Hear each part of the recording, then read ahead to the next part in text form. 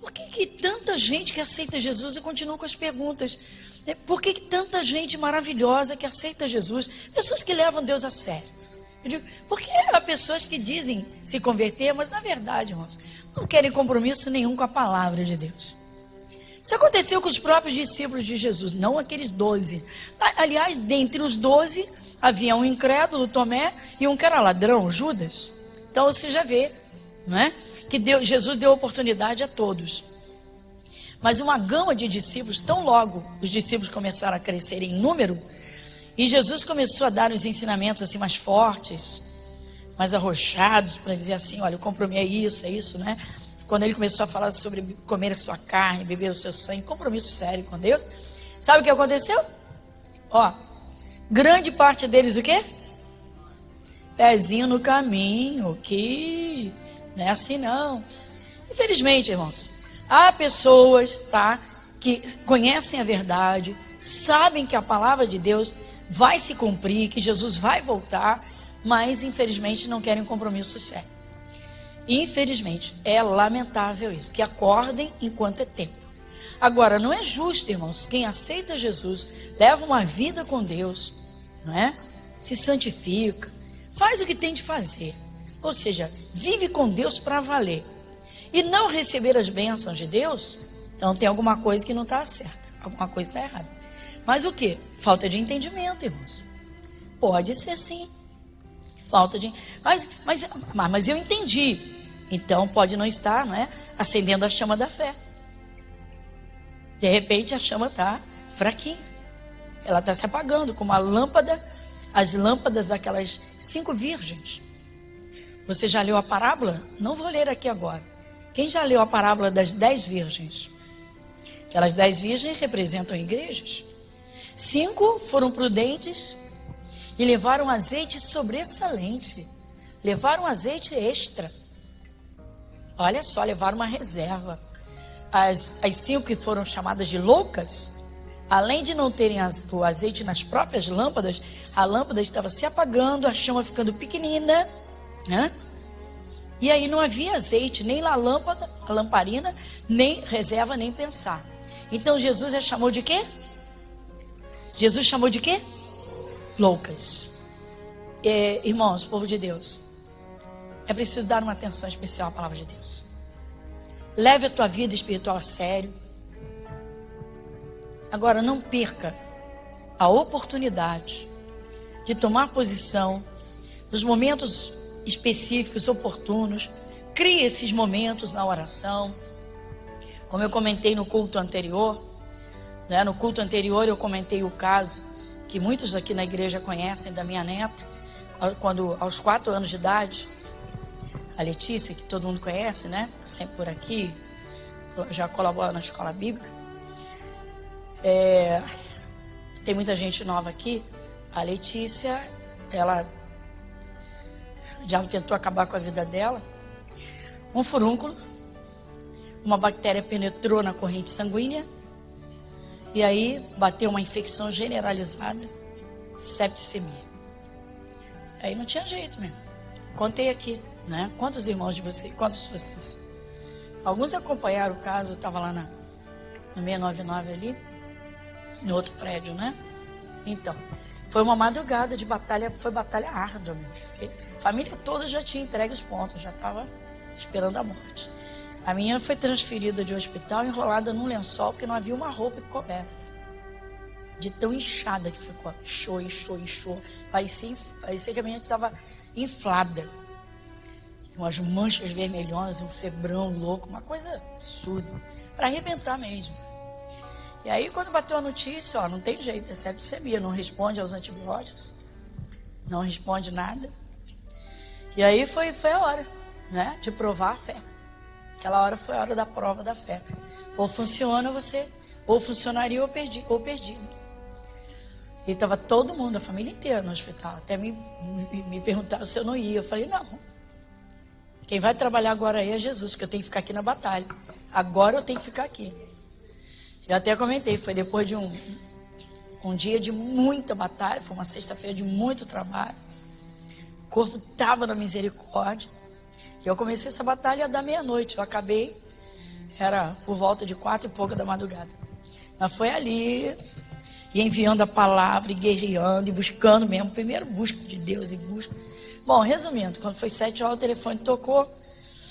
Já era todo mundo, só alegria, só. Não sabemos se ninguém está sabendo, ninguém está entendendo nada, mas a menina desinchou de repente, as manchas já sumiram praticamente todas. E às 8, como eu contei, né? Às 8 horas ela estava pedindo Danoninho. Quero comer Danoninho. E foi uma batalha árdua. Agora, nós temos que viver, irmãos, tá? O Espírito de Deus dentro de nós e Jesus Cristo vivo. Quem dera que a gente ficasse 24 horas com a chama da fé lá no topo, né? Lá em cima, né? Mas, uma coisa é certa. Às vezes até no momento de fraqueza, porque Deus sabe que você... Quando eu digo fraqueza, é o momento que você está assim meio cansado, sabe? Que você está numa luta, ou que você está, né? Parece que a resposta não vem. Meu irmão, não olha para as circunstâncias, não. O que está acontecendo com o povo de Deus, irmão? As pessoas andam muito ansiosas, muitos medos, mas pastor, só vê o que está acontecendo. Olha, ser prudente é uma coisa, ser medroso é outra.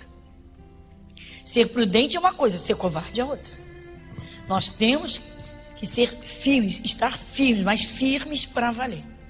Abra sua Bíblia na carta aos Efésios, no capítulo de número 6, você pode ler comigo o versículo de número 13. Portanto, tomai toda a armadura de Deus, para que possais resistir no dia mau. E havendo feito tudo, não disperse a sua visão nessa parte da palavra de Deus, da armadura, porque é perda de tempo se você quiser ler tudo agora e absorver o que tem aqui. Isso aqui é um universo de poder. Isso aqui é um universo de preparação. Mas é um universo de glória. Isso aqui, a armadura de Deus. O apóstolo Paulo, ele viveu no tempo do Império. Roma dominava o mundo. Ele estava acostumado a ver aqueles soldados sempre preparados para encarar uma guerra corpo a corpo. Então era aquele peitoril de bronze, aquele cinturão que prendia bem a outra parte da armadura, aquela sandália romana que tinha cravos, cravo ou crivo que chama, né? Igual chuteira de jogador de futebol, que é para não escorregar, né? Aquela, né? Então, e aquele capacete? O apóstolo Paulo, contemplando aquilo, o Espírito Santo trabalhou dentro dele para dizer, olha, eu penso que foi assim, olha, se o meu povo se preparar espiritualmente, se revestir do meu poder, se o meu povo alimentar uma fé firme e ficar firme na minha palavra, vai ser igual esse soldado, imbatível. Pronto. Ele entendeu isso e descreveu essa armadura. Tanto que ele começa lá dizendo, falando para que, né, cada um se fortaleça na força do seu poder, do poder de Deus, ou seja, da palavra e do Espírito. Porque a letra mata, irmãos. Às vezes a pessoa fica num blá blá blá de versículo, recita versículo, como eu disse. Quando aconteceu, houve esse fato, em 2005, foi gravíssimo, a notícia foi bombástica, foi uma coisa tenebrosa demais. Naquela hora, tá? Quando veio a notícia, mas não levou um minuto, falei, peraí, eu não sirvo a um Deus morto. Foi o que eu falei, Senhor, eu não brinco de evangelho, eu não prego o que eu não creio, eu prego o que está escrito, isso o que está escrito, e fui falando com Deus. Eu tinha certeza, uma certeza, Jesus vai operar. Por quê? Porque a palavra dele é viva, ele faz. Ele está aqui na terra para trabalhar para o seu povo. O dia mau, irmãos. Aquele foi o dia mau. O dia em que uma bactéria penetrou a corrente sanguínea. Quantas vidas já passaram para a eternidade? das mais diversas formas, né? Com uma coisinha que o olho não vê. Uma bactéria, um vírus. E levou o dia mau. O acidente, o dia mau. Ah, mas isso pode acontecer com todo mundo. Então, irmãos, a Bíblia Sagrada é uma brincadeira. Então as promessas de Deus são brincadeirinha. Quando Ele garante que nenhum mal te sucederá, nem praga alguma chega à tua casa, então isso é uma brincadeirinha. Não, pastor, não é brincadeira. Mas você pensa que isso acontece no automático? Você está pensando que isso acontece no automático? Não acontece no automático não, pessoal. Não. Não é um teclar, né? Um teclado de computador. Não é um mouse na mão. Não é não, meu irmão. É um bom entendimento, é saber o que Deus fala, quem Ele é e o que Ele faz, o que nós temos de fazer. Nós somos os agentes de Deus aqui na terra para operarmos o seu poder. Aquele foi o dia mau para toda a família. Alguém tinha de se pôr diante de Deus para arrebentar com aquele mal, acabar com ele. Aquele foi o dia mau. Então aqui o Espírito Santo diz, portanto, tomai toda a armadura de Deus, toda. Claro que isso aqui, irmãos, é entendimento. Agora tem cristão, irmãos, muitos irmãos, nunca se importaram de participar de uma escola bíblica. E escola bíblica é para isso, escola bíblica, onde aprendemos do Espírito Santo. E é aquilo paulatinamente, ensinamento, entendimento, fortalecimento, e você está preparado. Quando chega aquele dia mau, que arrebenta com o pecador e acaba com tudo, ele não pode te tocar. Por quê? Porque o Espírito de Deus está na tua vida. Porque Jesus está vivo. Mas os cristãos às vezes se distraem demais. Você lembra de Marta e Maria? Então, não vamos ler não, só lembrar. Jesus foi lá, era uma aldeia, irmãos, aldeia, mato. O Senhor Jesus, sendo Deus, na forma de homem, se preocupou em ir lá na casa daquela família. Lá foi ele. E aí? Marta recebe Jesus, abre a porta, Jesus entra. Diz que Maria se assenta também aos pés de Jesus, também porque haviam outras pessoas, né? Havia outras pessoas lá. Certamente os discípulos também estavam. E Maria fica aos pés de Jesus ali ouvindo. Marta fica nervosa e irritada. Você conhece a passagem bíblica?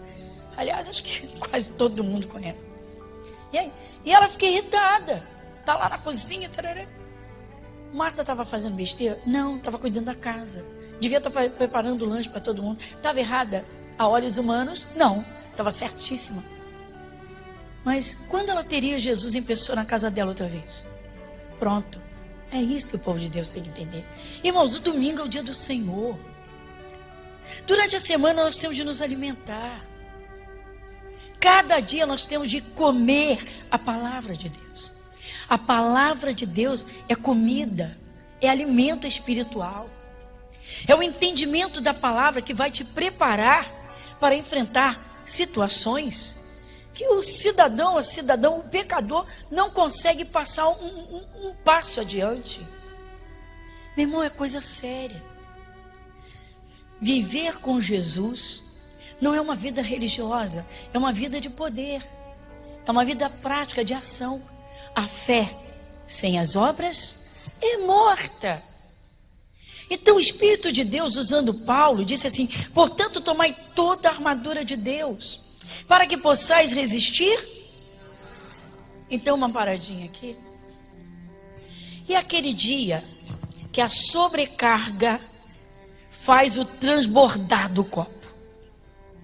E aquele dia, depois de muita chateação no trabalho, problemas em casa, lutas, e alguém que está buscando libertação da família, está buscando para o Espírito de Deus acalmar os ânimos no trabalho, mas aquele dia despreparado, caiu naquele fogo ardente do inferno, daquela pressão espiritual, viu um colega olhar, né, fazendo muxoxo, ouviu que o outro colega inflamou o ouvido do patrão contra si, Chega em casa, né, vem a esposa com problema de escola da criança, ou vem com probleminha lá que houve com um coleguinha, não sei das quantas, ouve lá o coleguinha, aí o sujeito tá, daqui a pouco, meu irmão, a cabeça dele tá a mil, a ponto de estourar, e aí o diabo vem e diz assim: o que você está fazendo?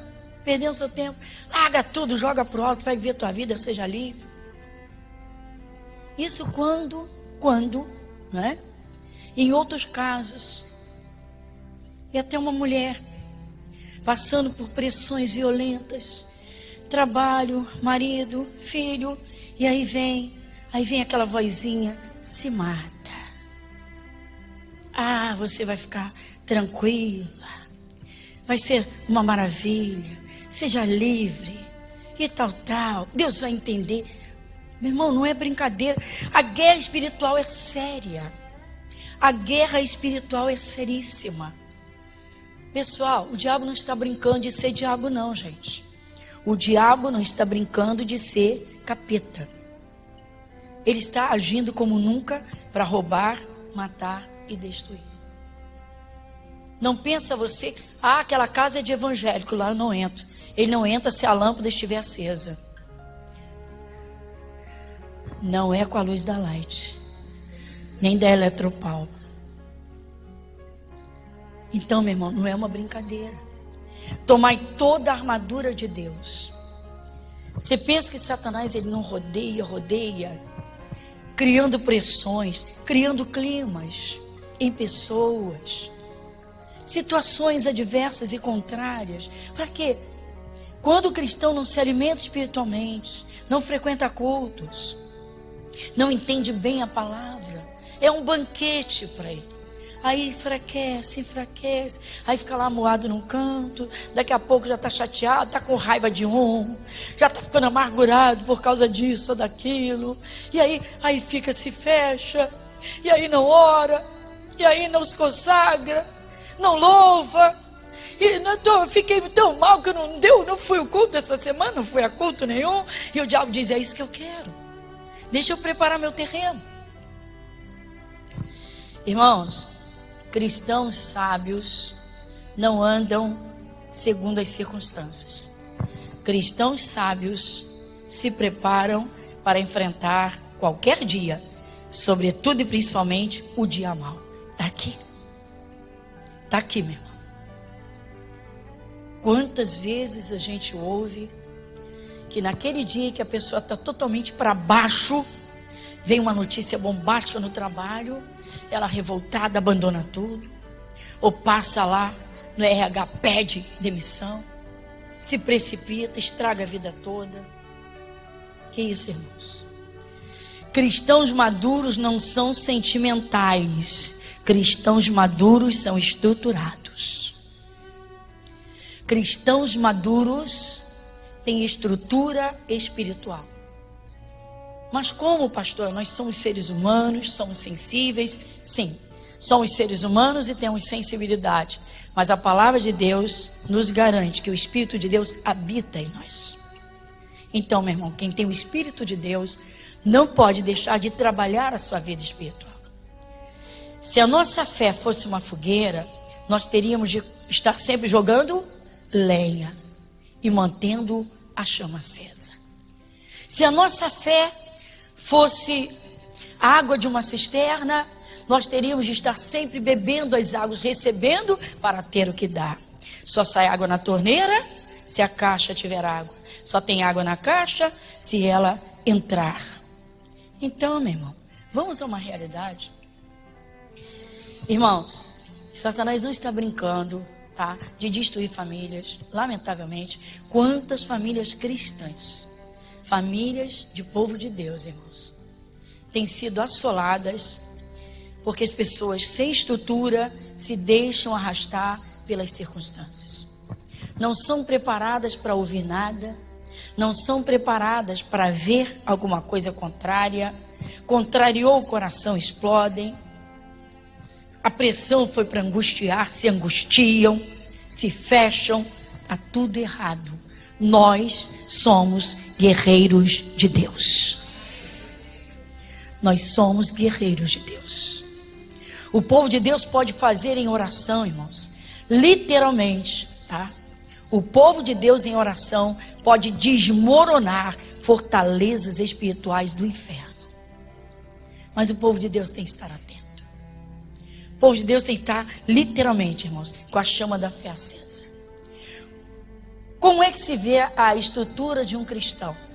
Vamos aprender com o apóstolo Paulo? Abra agora em Atos capítulo 16. O apóstolo Paulo estava procurando um lugar para orar. Atos capítulo 16, versículo 16.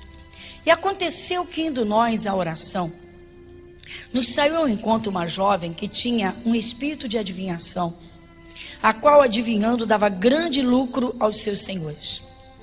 Esta, seguindo a Paulo e a nós, clamava dizendo: estes homens que nos anunciam o caminho da salvação são servos do Deus Altíssimo. E isto fez ela por muitos dias. Mas Paulo, perturbado, voltou-se e disse ao Espírito: em nome de Jesus Cristo te mando que saias dela. E na mesma hora saiu. E vendo seus senhores, dá uma paradinha, aqui começa o fato de que falei, a estrutura. Por quê?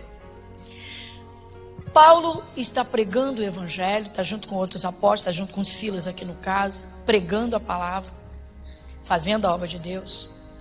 Paulo está anunciando o evangelho, vem essa jovem, que você viu que dava lucro aos patrões dela, porque ela fazia adivinhações, ou seja, ela tinha um espírito que fazia adivinhar as coisas, você já sabe o que é isso, e dava aquelas consultas. Quando ela viu, entrou no caminho de Paulo, estes homens, para quê? Para distrair as pessoas e desviar da pregação para ela. Sei lá, estes homens. Bom, Paulo se sentiu incomodado e foi e expulsou o demônio. Aquelas pessoas que tinham lucro com o demônio que usava essa moça, se levantaram contra Paulo. E agora? Então começa agora. Versículo 19. Vendo seus senhores que a esperança de seu lucro estava perdida, prenderam Paulo e Silas e os levaram à praça à presença dos magistrados. E apresentando-os aos magistrados, disseram: estes homens, sendo judeus, perturbam a nossa cidade e nos expõem costumes que não nos é lícito receber nem praticar, visto que somos romanos.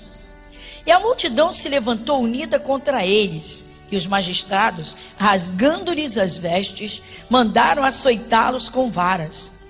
E havendo-lhes dado, olha só, versículo 23. Você quer ler comigo? E havendo-lhes dado muitos açoites, os lançaram na prisão, mandando ao carcereiro que os guardasse com segurança. O qual, tendo recebido tal ordem, os lançou no cárcere interior e lhes segurou os pés no tronco. Perto da meia-noite, Paulo e Silas oravam e cantavam hinos a Deus. E os outros presos, dá uma paradinha? Irmãos, qual é o cristão pregando o evangelho? Eles estão pregando, falando de Jesus, do amor de Jesus, do poder de Jesus. E aí? Muito bem, estão dando ensinamentos, levam o caso, e aí? Prendam-nos. Eles estão presos, feridos, deixa eu ler de novo aqui, versículo 23. E havendo-lhes dado muitos açoites, apanharam muito, os lançaram na prisão, mandando ao carcereiro que? O qual, tendo recebido tal ordem, os lançou onde? E lhes segurou os pés? Você pode imaginar? Eles estão no pelourinho, no tronco, espancados, arrebentados. Irmãos, caramba, eles estão cantando hinos a Deus, orando. Meu Deus, uma criança espiritual, numa situação dessa, estaria aos berros e dizendo: Deus, estou fazendo a tua obra. Como é que você deixa acontecer uma coisa dessa?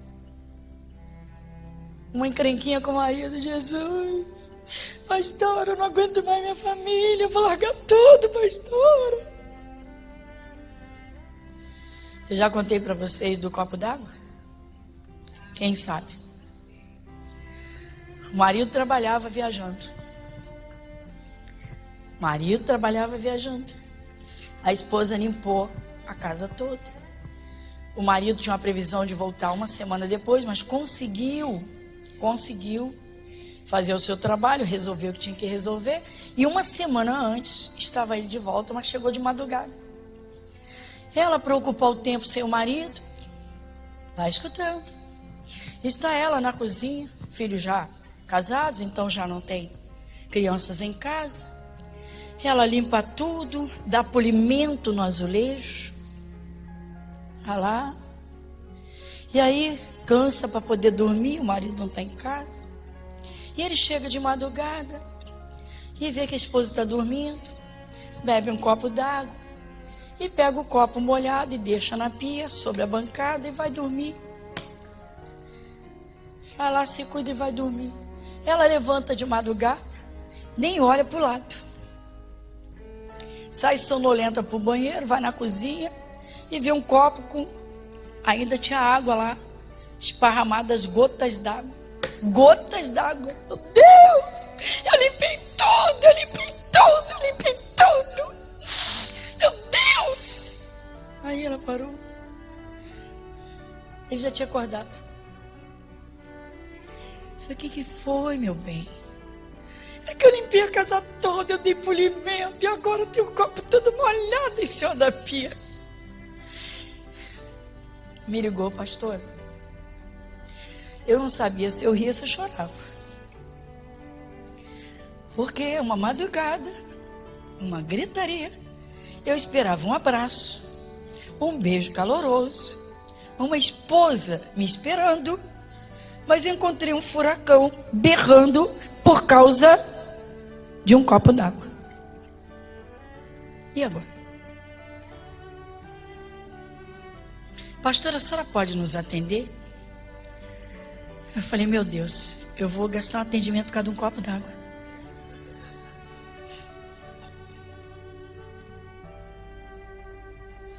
Gente, isso é quase inacreditável, mas isso aconteceu. O atendimento começou depois do culto, numa sexta-feira, e terminou 1h da madrugada. Sabe a gota que transborda? Não foi em cima da pia, foi no coração. Esse é o problema. Ele está sempre viajando, porque eu fico sozinha, porque eu não sei mais o que faço. Falei, meu Deus. Falei, irmã, quando você se casou, você não sabia? Sabia. Então por que está reclamando? Falei, minha irmã, olha eu, levanta a mão para o céu. Não, pastor, levanta a mão para o céu. Dá graças. A senhora tem um marido, tem tanta mulher querendo casar. É verdade. Irmã, a senhora está brigando por causa de um copo, irmã, molhado. A senhora está perdendo seu tempo se estressando. Tem tanta gente nos hospitais querendo beber água e não pode, porque está com câncer corroendo por dentro. Minha irmã, desperta. Paulo e Silas, irmãos, estavam espancados, feridos. Nesse tempo, despiam os presos, tiravam as roupas deles. Isso era praticamente uma regra. Eles estão nus, feridos, espancados, arrebentados. Estão cantando louvores a Deus. Meu irmão, eles sabem que eles vão vencer. Eles sabem que eles vão vencer. Sabe por quê? Porque eles são de Jesus. Olha para o teu irmão e diga, minha irmã, você sabe que vai vencer. Você sabe. Você não sabe qual é o fim da história?